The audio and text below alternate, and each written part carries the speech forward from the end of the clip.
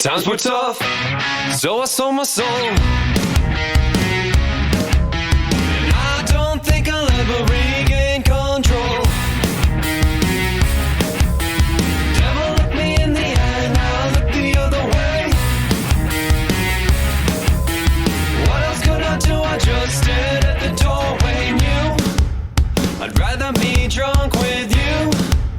I'd rather be drunk, but I'm Hey Internet, Dracofunk here, and welcome back to my Reusable Space Program in Kerbal Space Program 1, and we are back with the big mining ship. Last episode, we got everything ready to send this to Duna, and this episode, we are doing just that.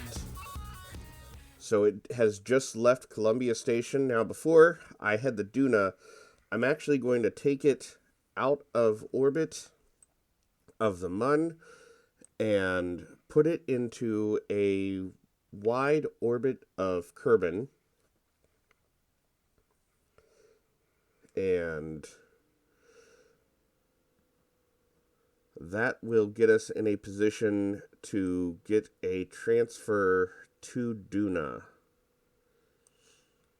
So here we are, we're leaving the Mun. We are fully fueled.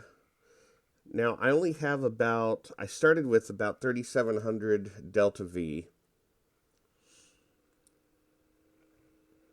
And I'm going to use some of that to get us into a stable orbit of Kerbin. I just want to make sure that I lower my apoapsis enough that I'm not going to get caught back up in the Mun sphere of influence, because that could actually cause me to be slingshotted out of the Kerbin system, or worse yet, actually collide with the Mun, which would not be good. I'm trying to avoid any more memorials. So I am lowering my apoapsis. I'm going to go ahead and bring it within the comm network satellites. All right.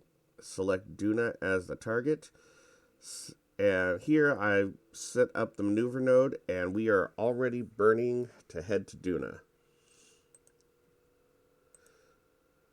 Now, luckily, because I was so far out, it's only taking about another 600, just under 600 Delta V to get a Duna encounter.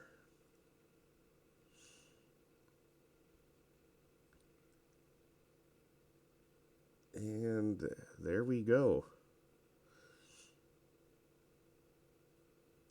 Now, this time I'm actually going to carefully adjust my periapsis ahead of time. There, because I want to get about a 400 kilometer orbit for right now. So I have a Duna encounter. My Duna periapsis is about 400, and I set up my alarm clock. Now I had a sphere of influence change. That was to get me out of the Kerbin system. Now I'm going to set up another sphere of influence change for my Duna encounter, and I'm going to set up a manual one for about a minute ahead of that. And I'm doing that because a couple episodes ago there was a glitch where my alarm clock was changing, and I ended up missing my Duna encounter because of that, and I don't want that to happen again. So I'm setting up a manual alarm clock, and I haven't actually had that problem on any of my recent missions to Duna, but I'm just doing it just in case. I don't know if that was a fluke or if there was something with the specific craft I was sending, but either way, that's why I've had two alarm clocks. And as you can see, we time warp all the way to Duna encounter. I almost said orbit, but I am not in orbit of Duna yet.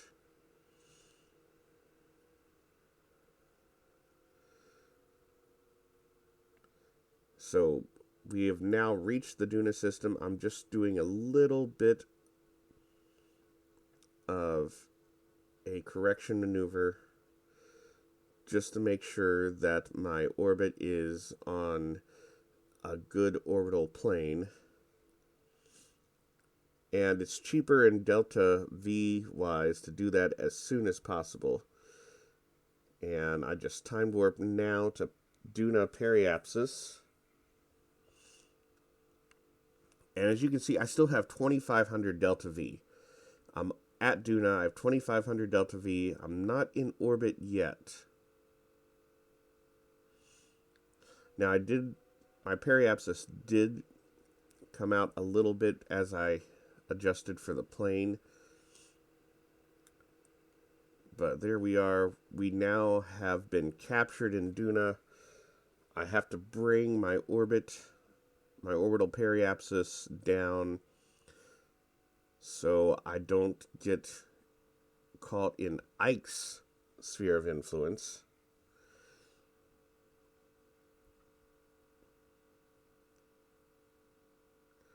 But here we are. We've made it to Duna. I'm going to go ahead and leave the orbit there for now. But here's the mining craft and the station core, which will be the Duna main station. Next episode, we will bring some more supplies, and this time a crew to man the station, as well as the solar panels and docking trusses.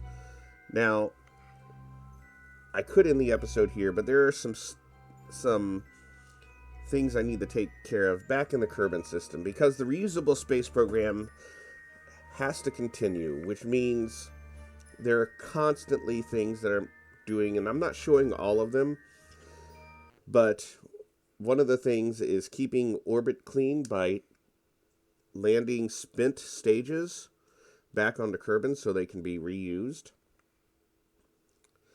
And here is one of the stages that launched.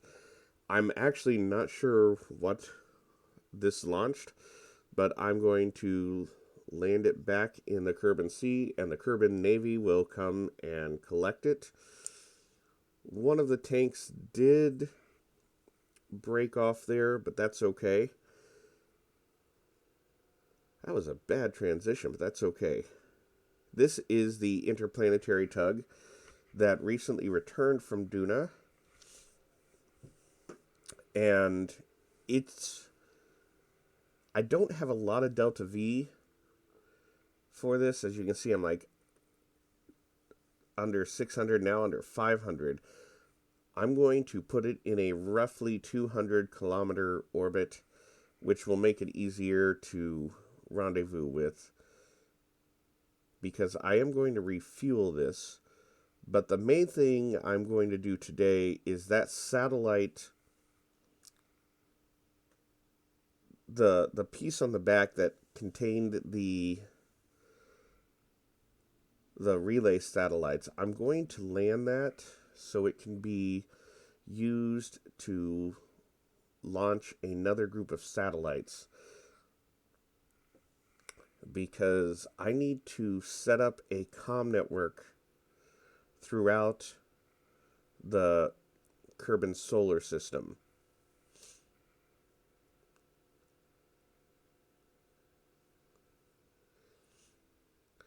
Now, over the next couple missions, I'm going to refuel the interplanetary tug and have it haul some supplies to Duna to set up the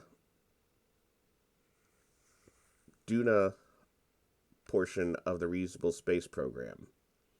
Now, I already have the comm network set up in Duna. I may launch another satellite or two. I really would like to get at least 2 more satellites up to Duna. And I may do that on the next episode. I know I want to send 2 of the RCS tugs, or the pugs, as Shaggy B named them. And I was going to put them on the interplanetary tug, because there are 2 small docking ports on the engine nacelles. And I could put 2 of the satellites each on top of that, although the docking ports are not 100% rigid, so that would be a little floppy, but I'll think about it. So I'm just using the RCS on here to lower the periapsis to where it will enter the atmosphere. I don't want to go too deep because I need this to not... If I get it going too deep, it will go too fast and stuff will start breaking up. And right now you can see I'm actually burning RCS to help slow it down. So I found once I get the speed, if I can get it below about 1600, I'm going to be okay. And I'm already 27 in, and I've got it slowed down to the point where it's not even getting re-entry effects. When that center parachute came out, I was getting a little worried that the side parachutes hadn't deployed yet. But there they are. And we'll just land it right here in the Kerbal Sea, and the Navy can come out and recover this. And I know today's episode this week has been a little bit short, but that's the way it goes. Thanks for watching. Like and subscribe, and we'll see you next week. Watch some of my other videos. I am driving a rover train to the South Pole.